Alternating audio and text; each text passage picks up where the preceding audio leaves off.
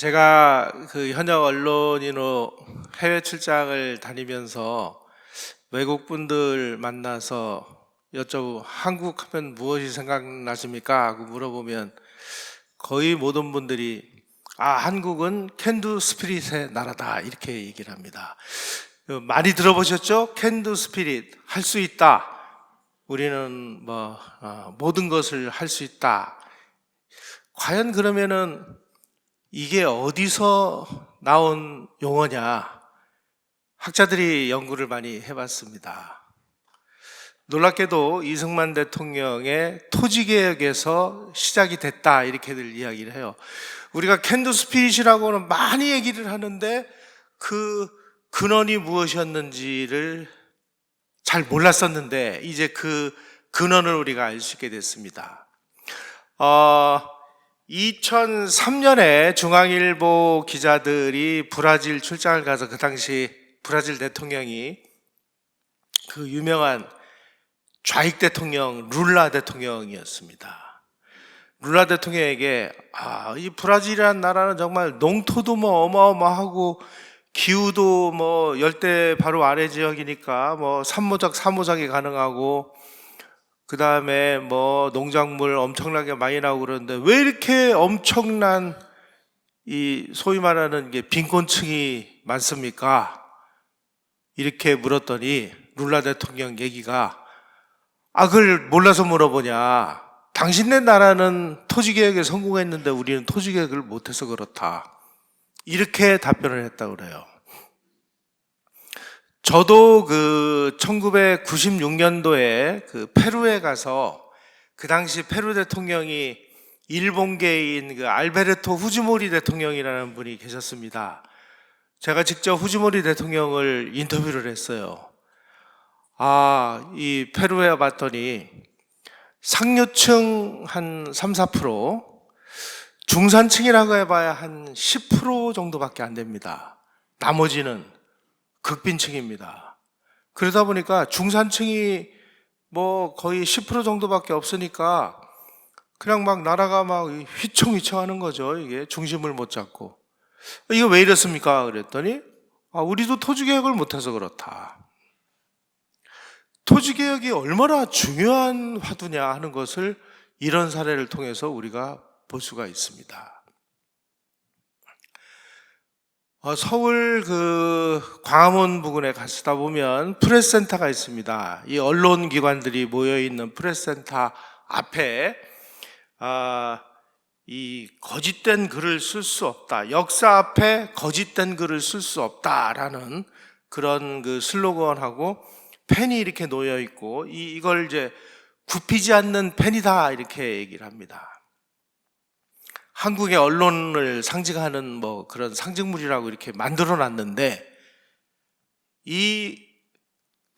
굽히지 않는 펜이라는 이 조형물에 새겨져 있는 역사 앞에 거짓된 글을 쓸 수 없다라고 하는 이 글은 누가 만들었냐면은 송건호라는 사람이 만들었어요. 송건호라는 언론인은 아주 동아일보, 조선일보 아주 편집국장까지 거치고 나중에 한겨레 신문 초대 사장을 지낸 한국의 언론인 중에서는 아주 굉장히 유명한 분입니다. 그런데 이분이 이승만 대통령에 대해서 아주 극악무도한 내용들을 퍼뜨려서 오늘날 이승만 대통령의 그 평가를 아주 엉망진창으로 만드는데 앞장섰던 사람입니다. 이분이 이승만 대통령의 토지개혁에 대해서 뭐라고 얘기를 해놨냐면 제가 빨간 글씨로 써놨어요. 이렇게 얘기를 했습니다. 이승만이 범한 많은 과오 중에서 용서받을 수 없는 것은 외세의 국가이익의 추구에 편승하여 이 나라를 분단하는 데 앞장섰다는 것이고, 일제시대 때 민족을 배반한 친일 역적들을 싸고 돌아 민족정기를 흐려놓은 점이고, 12년의 통치 기간에 이 나라를 자주 아닌 열강의 예속으로 전락시켰다는 사실이고, 나아가서 토지개혁에 대해서는 뭐라고까지 매도를 해놨느냐. 이승만은 성안 중인 농지개혁법이 한민당에 의해 지연되어 유명무실하게 된 것을 방치했고, 농민에게 불리한 양곡도입법이 재정 공포되도록 하는가 하면 이렇게 써놨어요. 오늘날 이승만 대통령을 비난, 모욕, 왜곡하는 데 앞장선 사람이 대한민국에서 제일 언론인으로 존경받는 사람이 이 짓을 했다는 것이 오늘날 이 대한민국의 비극이 아닌가 생각이 됩니다. 특히 이분이 이야기한 이 토지개혁에 관한 이 부분은 과연 이게 사실이냐? 우리는 따지지 않을 수가 없습니다. 왜냐하면 이승만 대통령이 행한 토지개혁이야말로 정말 이 지구상에서 가장 성공한 개혁 중에 하나로 평가를 받는데, 대한민국에서 가장 존경받는 언론인이 이걸 다 뒤집어 가지고 이렇게 매도를 해놨으니 되게 신문에 나면은 그걸 사실로 믿는 분들이 많이 있잖아요. 그러니까 이런 분들이 이런 식으로 왜곡을 시켜놓으니까 이승만 대통령의 참모습이 보일 수 있겠습니까? 그러다 보니까 이승만의 토지개혁이 뭐 문제가 있느니 뭐니 뭐 이런 얘기들을 많이 하는데, 한국은 조선 500년 동안 그야말로 극소수의 이 양반층이 거의 모든 이 지식을 독점합니다. 한문이라는 아주 배우기 어렵고 쓰기 어려운 그것을 공용어로 500년을 사용했어요. 세종대왕께서 한글을 만드셨는데, 한글을 쓰면 이거는 천한 사람들이라고 해서 한글을 공용어로 쓰지도 않으니까, 한글은 세종대왕이 만드신 이후에 이게 있는지 없는지조차 모르다가 19세기 말 서양 선교사들이 와서 보니까 어이구, 자기네들이 쓰는 알파벳보다 훨씬 더 훌륭한 한글이라는 게 있는 걸 발견하고, 이렇게 훌륭한 한글인데 왜 안 쓰느냐? 그래가지고 헐버트라는 선교사가 자기 배제학당 제자인 주시경이라는 학생하고 같이, 야, 우리 한글 연구해서 한글로 이 무지한 백성들을 깨우쳐서 근대인을 만들자. 왜냐하면 한글을 깨우쳐야 성경이라도 읽을 거 아니에요? 그래서 헐버트가 한글 연구에 앞장서고, 헐버트의 제자인 주시경이 한글 연구에 앞장서서 오늘날 같은 한글이 만들어지게 된 것입니다. 그동안은요, 500년 동안을 중국 문자인 한문을 쓰다 보니까 일반 백성들은 뼈 빠지게 일하느라고 공부할 시간이 없는 거예요. 자기네들만 공부해서 자기네들만 지식을 가지고 과거 시험에 자기네들만 급제해서 권력을 차지하면 모든 부는 다 자기께 됩니다. 구한말에 조선에 왔던 이사벨라 버드 비숍이라는 여사가 한국의 관리들은 면허받은 흡혈귀다. 이 면허받은 흡혈귀들이 백성들을 흡혈귀처럼 착취한다. 그러니 백성들은 열심히 땀 흘려서 일을 하면 자기 개인 재산을 보호해주는 법도 없고 아무것도 없으니까 이 양반 관리들이 네 죄를 네가 알렸다 하고 잡아다가 막 볼기를 치면 자기가 벌은 걸 다 뺏겨야 돼요. 그러니까 어느 누가 열심히 일합니까? 아무도 열심히 일을 안 하는 거예요. 이런 아비규환의 세상이 되다 보니까 백성은 끝없이 가난해지고, 한 번 부자는 영원한 부자가 되고, 그리고 양반들은 전부 토지를 전부 자기네 걸로 이제 독식을 하다 보니까 자기 땅을 이제 농민들에게 빌려줍니다. 이걸 소작이라고 그래요. 빌려주면 이 소작을 부쳐먹는 사람들은 뼈 빠지게 1년 동안 농사를 져서 수확물의 50% 내지 70%를 지주들에게 소작료로 납부를 해요. 그러니까 그 나머지를 가지고 1년을 살아야 되니까 이 소작인들은 얼마나 가난하겠습니까? 가난하니까 봄이 되면은 먹을 게 없어가지고 산에 들어가가지고 뭐 소나무 뭐 껍질을 벗겨서 먹고 풀뿌리를 캐서 먹고, 그걸 초근목피라고 하잖아요. 춘궁기, 전량농가, 이제 쌀이 떨어진 농가. 이러다 보니까 야, 이래가지고 무슨 근대 국가가 되겠느냐. 이 정말 토지도 없고 재산도 없고 이 절망에 빠져있는 이 백성들에게 뭔가 희망을 줘야 된다. 희망을 주려면 어떻게 해야 되느냐. 이 사람들에게 농토를 줘야 된다. 자기 농토를. 그러려면 어떻게 되냐? 지주들이 가지고 있는 땅을 정부가 매입을 합니다. 이걸 이제 유상모수라고 하죠. 그리고 농민들에게 땅을 나눠주는데 이걸 공짜로 나눠주는 게 아닙니다. 유상분배라고 그래요. 유상몰수, 유상분배. 그래서 토지들을 농민들에게 나눠주고 농민들에게는 굉장히 유리한 가격으로 토지를 취득할 수 있도록 법을 만들었습니다. 이게 이승만 대통령이 한 농지개혁이에요. 어느 정도로 유리하게 만들었느냐? 1년 수확량의 150%를 5년에 나눠내도록 했습니다. 그러니까 1년에 자기 수확량의 30%씩을 5년을 정부에다가 내면 이게 내 땅이 되는 거예요. 그러니까 분배하는 조건이 농민들에게 가장 유리하도록 만들었습니다. 자, 그 전까지만 해도 이 농지개혁이 이루어지기 전에는 이 소작이는 1년 농사진 거에 50% 내지 70%를 지주들에게 그냥 갖다 바쳤어요. 그 갖다 바치는 것으로 끝입니다. 자기 농토가 생기는 게 아니잖아요. 그런데 1년 수확량의 30%씩을 5년만 내면 이게 내 땅이 되는 거예요. 그리고 이승만 대통령이 법안이 만들어지기도 전에 지금 먼저 농민들에게 농토를 나눠줘야 된다. 그래가지고 대통령의 명령으로 6.25가 나기 2달 전에 농토를 먼저 다 나눠줘 버렸습니다. 그랬는데 이게 역사적인 사실인데 이 땅에 존경받는 송건호라는 언론인이 도대체 무슨 근거로 이런 식으로 성안중인 농지개혁법이 한민당에 의해 지연되어 유명무실하게 된 것을 방치했고 농민들에게 불리한 양곡도입법을 했대요.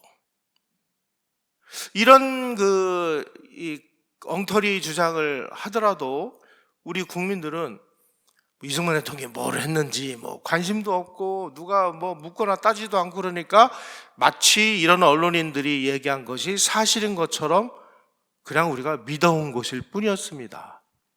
그래서 이 농지개혁법에 관해서는 우리가 정말 그 내면을 좀 한번 자세히 들여다볼 필요가 있는 것입니다. 농지개혁을 먼저 시작한 것은 북한이었습니다. 북한은 46년 3월 5일부터 소련으로부터 농지개혁법이라는 법안을 전달받아가지고 그 소련 공산당의 지령에 의해서 농지개혁을 실시를 했습니다. 불과 25일 만에 농지개혁을 끝내버렸어요. 어떻게 끝냈느냐? 무조건 지주의 땅을 강제로 다 뺏었습니다. 이걸 무상모수라고 하죠. 그 다음에 농민들에게 야 너희들에게 우리가 땅을 공짜로 나눠줄게. 공짜로 줬습니다. 무상분배예요. 그리고 아니 내 땅을 그냥 공짜로 무조건 뺏어가니까 지주들이 가만히 있겠어요? 내 재산을 뺏어가는데. 그러니까 막 이제 반항을 하죠. 반항을 하면 잡아다가 죽입니다. 나무에 거꾸로 매달아 놓고 불 지르고 이 짓을 하니까 감히 어느 누가 저항을 하겠습니까? 그러니까 내 농토 뺏기고 내 집 뺏겨, 농토 뺏겨, 공장 뺏겨 다 뺏긴 사람들이 거기서 맞아 죽지 않으려면 탈출해가지고 남한으로 도망와야죠. 그게 뭐예요? 그게 월남이에요. 농지개혁의 과정에서 100만 명이 북한에 있는 정든 고향을 버리고 남한으로 내려왔어요. 두 번째로 내려온 사람들은 누구냐? 공산화에 반대하는 기독교인들, 반공 기독교인들이 다 내려왔습니다. 세 번째로 거기서 공장을 가지고 있거나 이 사업을 하는 사람들 다 사업체 뺏겨, 가게 뺏겨, 공장 뺏겨 그러니까 이 자본가 다 쫓겨나왔습니다.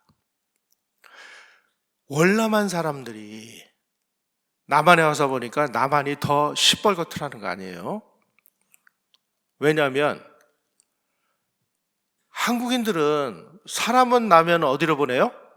서울로 보내죠. 말은 제주도로 보내죠. 그래가지고 이 악질 빨갱이들도 이왕 그 빨갱이 짓을 하려면 서울 가서 빨갱이 짓을 해야 된다. 그래가지고 북한에 있던 그 악질 A급, B급 빨갱이들은 전부 서울로 왔대요. 뭐 이주아라든지 이런 사람 다 이게 원래 북한 쪽에 있던 사람들인데 전부 남한에 와서 활동을 하다 보니까 남한이 훨씬 더 공산주의 세력이 강했습니다. 북에서 쫓겨내려온 사람들이 보니까 야 우리가 여기 공산당이 싫어서 남한으로 왔는데 남한이 더 빨갛다. 야 여기마저 공산화되면 우리가 어디 가서 살란 말이냐. 안 되겠다. 공산당하고 싸우자.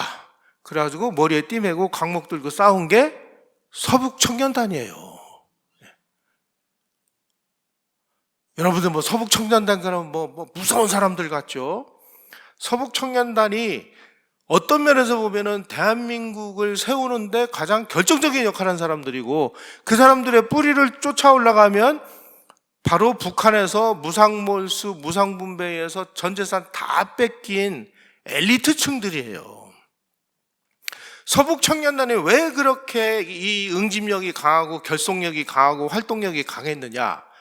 거의 모든 서북청년단들이 기독교인들이었기 때문입니다.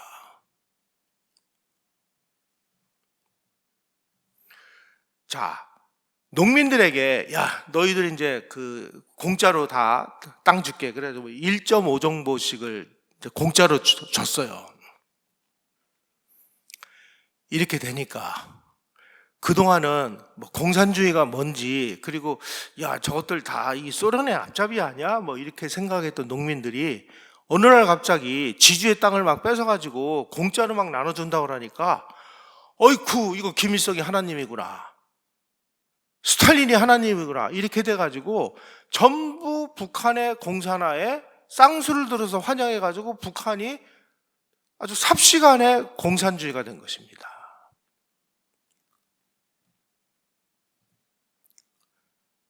공산주의에 반대하는 지주, 자본가, 지식인, 기독교인들 다 내쫓고 그리고 나서 자기네들에게 공짜로 땅을 준 이 김일성에게 그야말로 감사 편지를 외치고 막 김일성 만세를 외치고 뭐 스탈린 만세를 외치고 그래가지고 스탈린에게 그 조선 농민들이 편지를 보냈는데 편지를 보낸 그 편지 통수가요 1676만 7680명이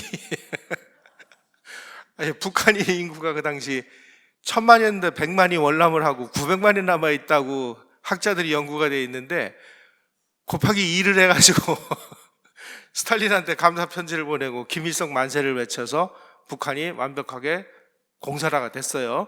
공산화를 할 수 있는 원동력이 뭐냐? 농민들에게 공짜로 땅을 나눠준다고 이렇게 얘기를 했기 때문입니다. 그런데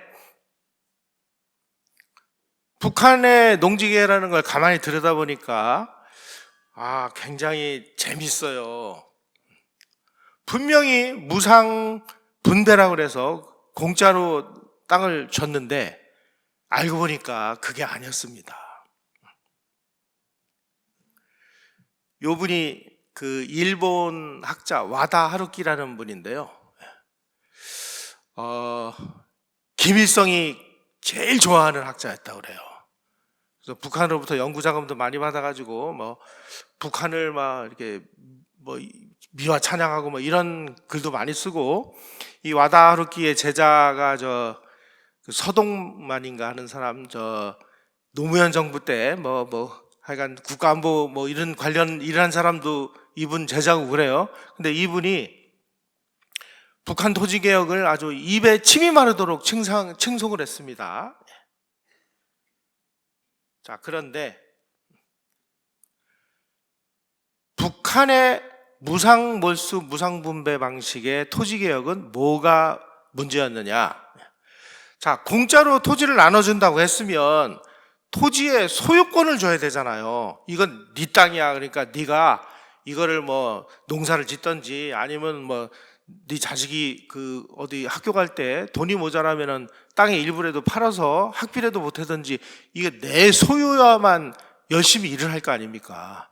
근데 알고 보니까 소유권을 준 게 아니에요.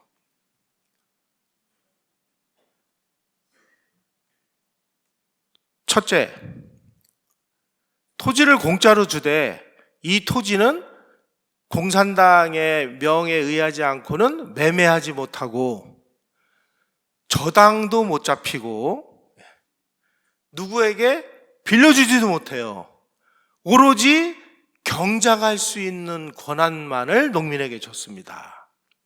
그리고 너희들이 땅을 공짜로 받았으니까 정부에다가 현물세를 25%를 내. 그 25%를 현물세로 해놓고 현물세를 슬금슬금 올리는 겁니다. 야, 우리 인민군들 말이야. 인민군들이 지금 무기를 좋은 걸 써야 돼. 그러니까 인민군에게 무기를 사주는 그 비용 10%더 얹어. 그래서 35%가 돼요. 또 우리가 저 어디 뭐 지금 댐을 건설해야 되는데 그 댐 자재를 사야 돼. 10%더 얹어. 45%가 돼요. 그래가지고 어느 정도로 올라갔느냐? 나중에는 70%까지 올라가요. 일본 측 자료에 의하면은 25% 했던 현물세가 나중에는 막 50%로 올라갔다가 뭐 애국미 헌납운동 이런 것까지 합쳐가지고 70%로 현물세가 올라갔어요. 아니 그러니까 나는 그 공짜로 토지를 준다고 해서 좋아했는데 알고 보니까 이거는 매매도 못하고 저당도 못 잡히고 남에게 빌려주지도 못하고 오로지 경작할 수 있는 권한만 받은 데다가 현물세는 계속 25%라고 하더니 뭐 50%, 75% 가져가니까 이게 뭐예요? 지주를 내쫓고 지주 자리에 공산당이 들어앉아가지고 지금 농민을 착취하는 게 되잖아요. 야, 이러니까 이게 뭐야? 이거 내 땅도 아니네. 그럼 내가 왜 열심히 일을 해야 돼? 이때서부터 열심히 일을 안 하는 거예요. 오늘날 북한은 지금 저렇게 식량이 모자란 이유는 뭐 농토가 좁아서라고 사람들도 얘기를 합니다만은 그게 아니고 아니 이게 내 땅도 아닌데 내가 왜 열심히 일을 해? 내가 열심히 일하면 내가 열심히 일한 만큼 소득이 있어야 되는데 소득이 아니라 뭐예요? 아무것도 없으니까 국가가 다 뺏어가니까 나 일 안 해. 이렇게 해서 이 토지개혁의 실패로 인한 생산성 저하가 식량난의 원인이에요. 이렇게 되다 보니까 야 이거 안 되겠네 그래가지고 1958년에 가가지고는 야 그 10년 전에 너희들 나눠준 토지 다 내놔. 그래서 정부가 또 다 뺏어요. 이걸 토지 국유화라고 그래요. 그리고 집단 농장을 만들어요. 가지고 이 농민들을 전부 집단 농장에다가 소속을 시켜요. 국가에 속한 노비가 된 겁니다. 이 조선 농민들이. 이게 북한이 시행한 토지개혁의 실체입니다. 이게.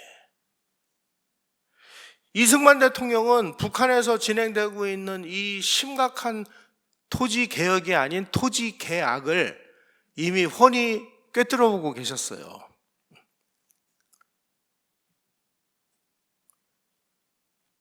다시 말씀드리면 무상몰수, 무상분배라고 하는 이 허울 좋은 농지개혁으로 북한은 농민들을 지속적으로 그냥 수탈을 한 거고 그 수탈하는 명목도 뭐 현물세, 뭐 애국미 헌납운동 거기다가 조금 있다가는 뭐 인민군에게 좋은 무기 사주기 뭐 운동 뭐 하기 운동 해가지고 끝없이 조선 농민을 착취한 거고 그래가지고 1958년에 도저히 안 되겠으니까 다시 나눠준 토지를 회수해서 집단 농장을 만들어가지고 농민들을 전부 집단 농장에 농노로 귀속을 시켰습니다.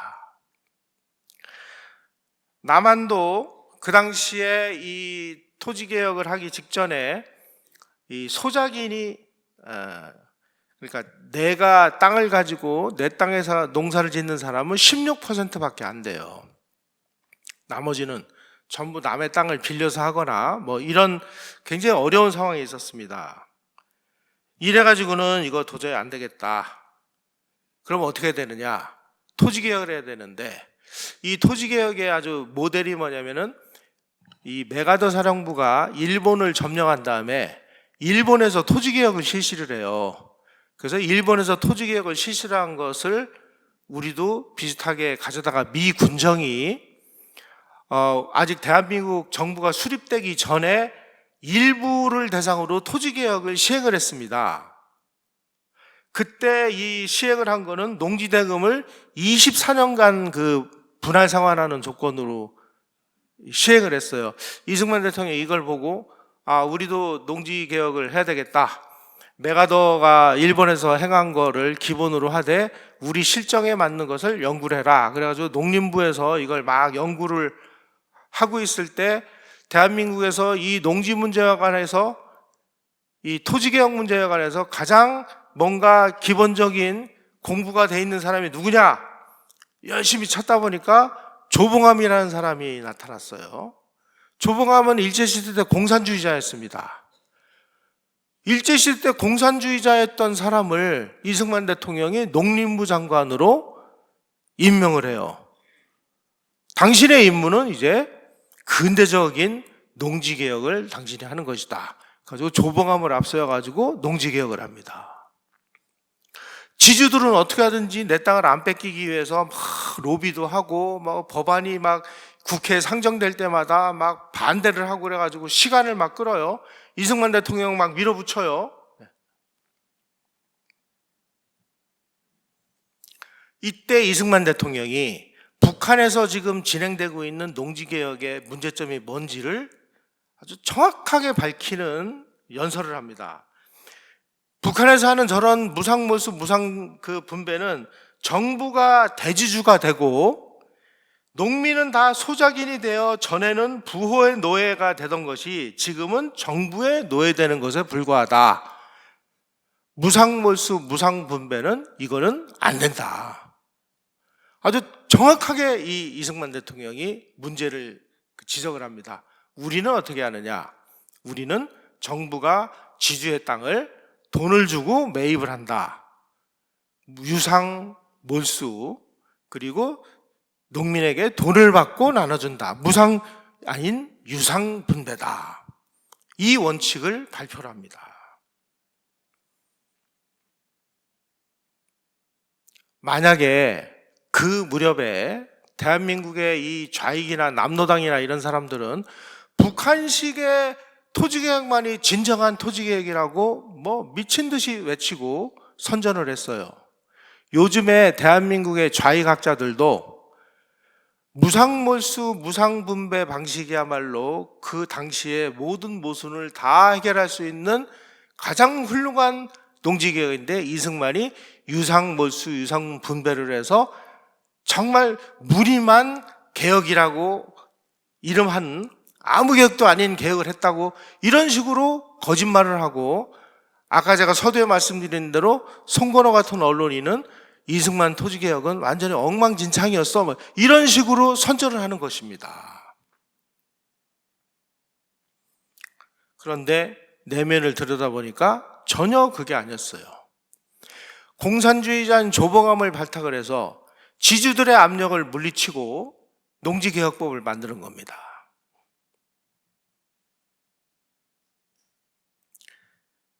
지주들은 막 시간 끌기 작전을 벌이고 뭐 별 짓을 다 해가지고 어떻게 하면은 농지개혁을 지주들에게 유리한 조건으로 하느냐. 그래가지고 처음에는 그 1년 농사진 거에 300%를 달라 이렇게 요구를 해요. 지주들은.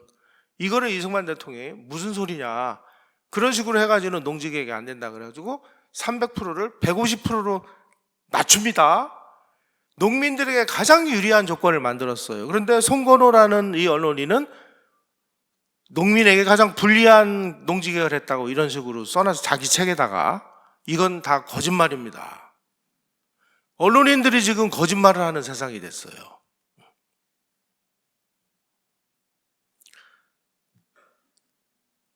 국회에서 그렇게 막 그 법을 막 통과를 못 시키고 막 이러는 바람에 시간이 조금 흐르니까 이승만 대통령이 지금 이 관계 법령이 만들어지지도 않았는데 지금 빨리 춘궁기가 와서 농민들이 내 땅에서 농사를 져야 기분이 좋을 거 아니냐.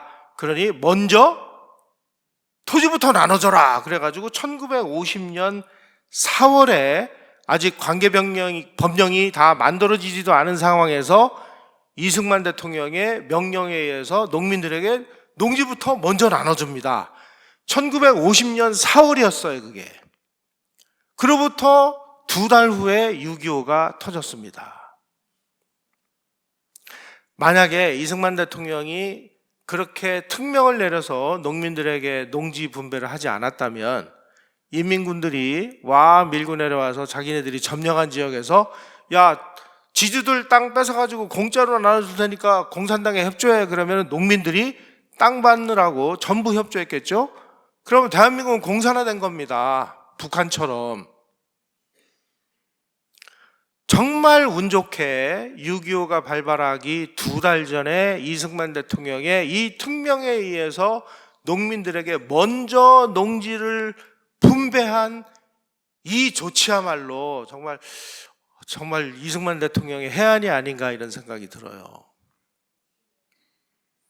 그래서 일본 학자 중에 이 사쿠라이 히로시라고 하는 학자가 있는데 이 학자가 인민군이 남침을 한 6월 25일 1950년 6월 25일 날 6.25 남침을 했는데 하필이면 왜 북한이 요 시점에 남침을 했을까? 이걸 연구를 했습니다. 이게 남한에서 농지개혁을 방해하기 위해서 이승만 대통령을 이걸 아셨는지 모르셨는지는 모르겠습니다만은 어찌됐든 이승만 대통령이 4월 달에 농지를 다 나눠줘 버리는 바람에 인민군이 자기네들 점령지에 가가지고 야, 농민들 우리가 해방하러 왔다. 지주 땅 다 뺏어가지고 공짜로 줄 테니까 빨리 와서 우리에게 협조해. 이렇게 얘기했는데 농민들이 하나도 안 움직인 거예요. 저 사람들 무슨 소리 하는 거야? 우리 이미 땅 다 받았는데? 그래서 인민군의 선전선동이 하나도 먹히지를 않아가지고 대한민국이 공산화되지 않은 거예요, 이게. 이러한 엄연한 역사적 사실이 있음에도 불구하고 그 유명한 한겨레 신문을 창간한 초대 사장까지 지나고 동아일보 편집국장을 지내고 조선일보 논설위원까지 지낸 이 언론인이 도대체 뭘 근거로 이승만 대통령의 토지얘기 엉망진창이고 농민들에게 불리한 조건으로 했다고 이런 식으로 얘기를 하는 겁니까?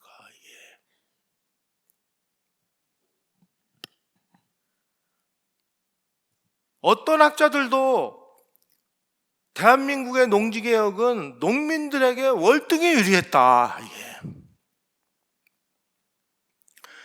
조선시대 500년 동안 수많은 이 농민들이 땅이 없어가지고 얼마나 많은 고생을 했습니까? 그런데 이승만 대통령의 이 명령에 의해서 자기가 1년 농사진 거에 30%씩을 5년간만 내면 이게 내 땅이 되니까 정말 500년 만에 내 땅을 갖게 된 이 농민들의 기쁨이 어느 정도였을까요? 제가 보기에는 아마 춤추고 기뻐서 그러지 않았을까 싶어요. 그리고 더 재미있었던 것은 그로부터 6.25가 났지 않습니까? 6.25 나가지고 인플레이션이 굉장히 심하게 됐어요. 돈값이 점점 떨어졌어요. 그러다 보니까 이 농민들이 정부에다가 내야 될 금액이 점점 더 부담이 적어진 거예요. 그래서 나중에는 거의 공짜로 받은 거나 마찬가지 상황이 됐어요. 그래서 대한민국 농민들이 다 내 땅을 가지고 이제부터 내가 열심히 땀 흘려서 농사를 지면 이게 다 내 재산이 되니까 누가 새벽에 일어나지 말라고 그래도 일어나가지고 열심히 일하고 누가 논에 물 대지 말라고 그래도 가서 이거 내 건데 내 재산인데 자유민주주의의 기본 원칙이 뭐냐? 내가 피땀 흘려 번 내 재산을 헌법과 법률로 지켜주는 것이 자유민주주의의 출발입니다. 예. 내 재산, 내 땅, 내 소유를 인정받지 못하면 어느 누구도 열심히 일을 하지 않아요.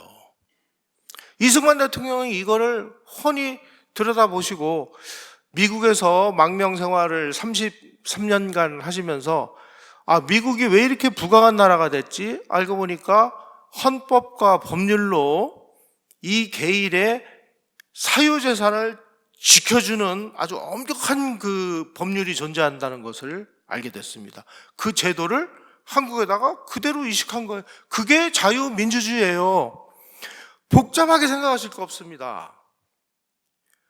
아무리 정부라고 하고 아무리 국가라고 해도 세금이라는 이름으로 개인의 재산을, 개인의 호주머니 돈을 함부로 뺏어갈 수 없어요.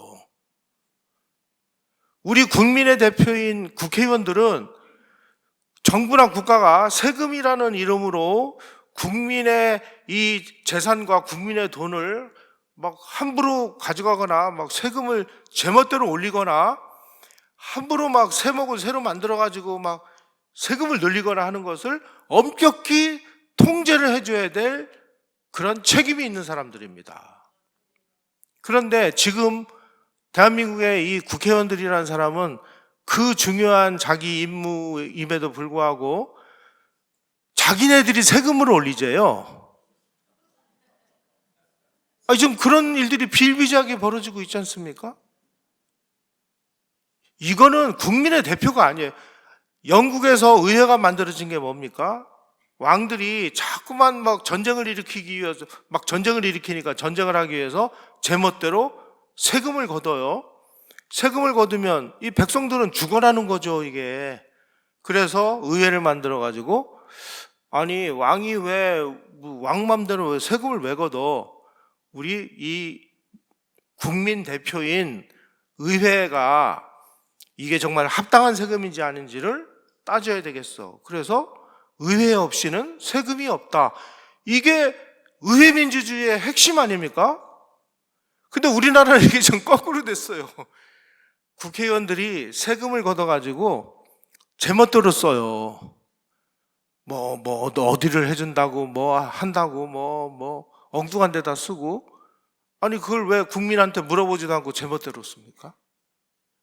이승만 대통령은 그런 거를 못하도록 소위 말하는 이 개인의 소유권을 인정하는 그 출발을 유상몰수, 유상분배라는 이 토지개혁을 통해서 달성을 했다는 것이죠. 그래서 전 농지의 92%가 자작농화가 됐습니다. 이 수치는요, 농지개혁의 성공 사례로 꼽히는 일본, 대만의 사례보다 훨씬 더 높은 수치입니다. 다시 말씀드리면 이승만 대통령의 이 유상몰수, 유상분배 이 농지개혁이야말로 전 세계에서 가장 성공한 개혁이었습니다. 그러한 성공한 개혁을 바로 이 송건호라는 분이 이런 식으로 엉터리로 지금 매도를 해놔서 지하에 계신 이승만 대통령이 이런 소리를 들으면은 저 친구는 좀 공부를 좀 더 해야 되는 거 아니야? 이러지 않을까 하는 생각이 드는데, 따라서 이 세계에서 그 많은 나라 중에서 세계 어느 나라 중에서 경제가 고속으로 성장하면서도 한국처럼 이렇게 분배가 공평하게 이루어진 그런 나라는 찾아보기 힘들다. 이게 세계의 이 경제 분야의 석학들이 한결같이 이야기하는 것입니다. 그 공로는 뭐냐? 대한민국이 출발할 때서부터 대한민국은 이제 지주도 없고 소작인도 없다. 모든 국민들이 다 공평하게 출발을 해야 된다. 공평하게 출발을 하려면 어떻게 되느냐? 야, 지주, 당신들 말이야. 옛날에 그 양반짓 하면서 말이야, 백성들 이 고열을 착취해가지고 너희들이 가진 땅 우리가 좋다 이거 다 인정해 주겠어. 하지만 이제부터는 근대 국가를 만들어야 되니까 당신들 양보를 하시오. 정부에다가 이 땅 팔아. 그 당시에 정부가 돈이 없었어요. 그래가지고 지주들에게는 지가증권이라는 것을 발행을 했습니다.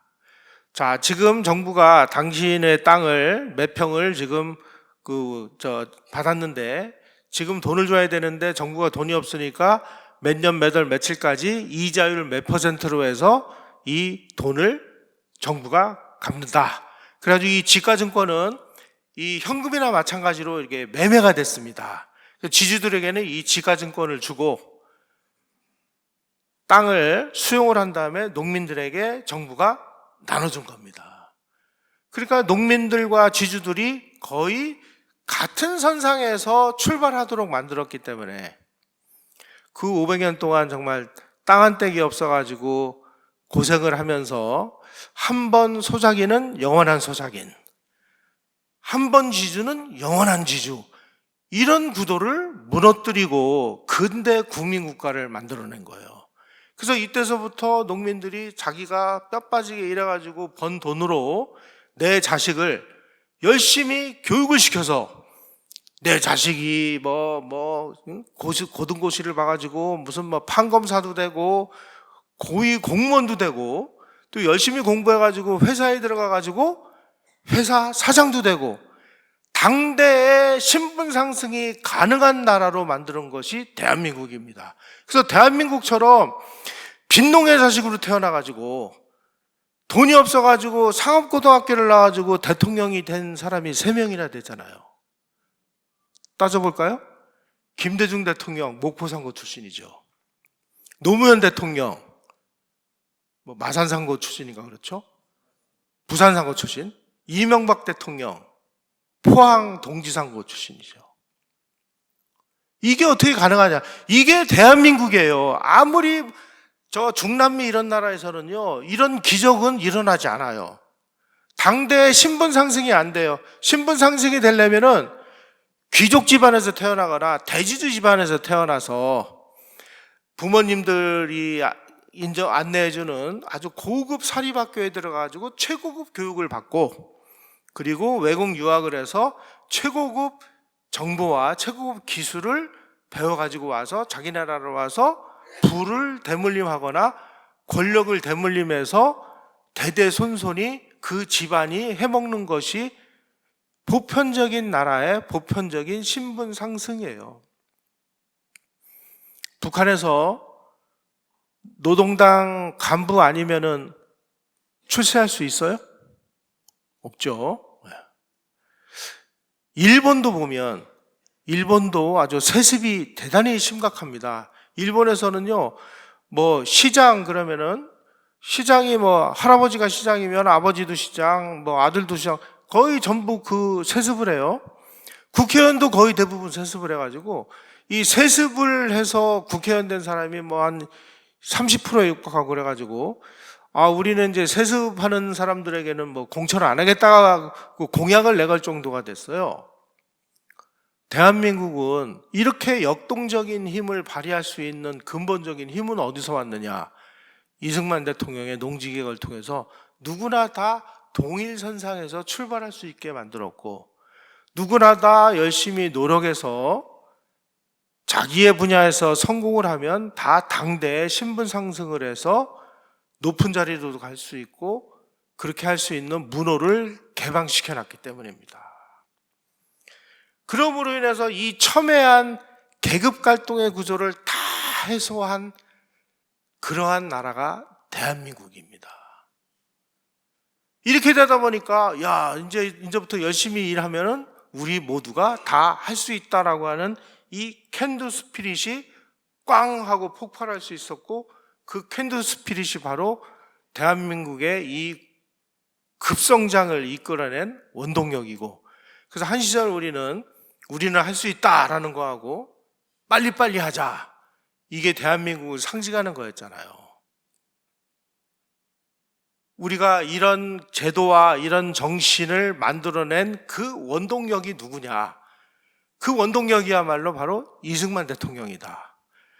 우리가 이승만 대통령을 공부를 한다고 하니까 어떤 분들은 자꾸만 또 그분을 막 뭐 하늘처럼 막 존경하고 막 하늘처럼 존경하는 것도 중요한데요. 이분이 뭘 했는지를 알아야 존경을 할 거 아니에요.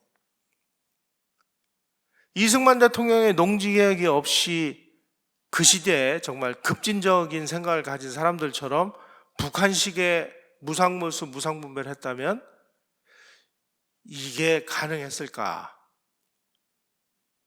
오늘날 많은 학자들은 대한민국 성공의 가장 결정적인 요인이 이 농지개혁이었다.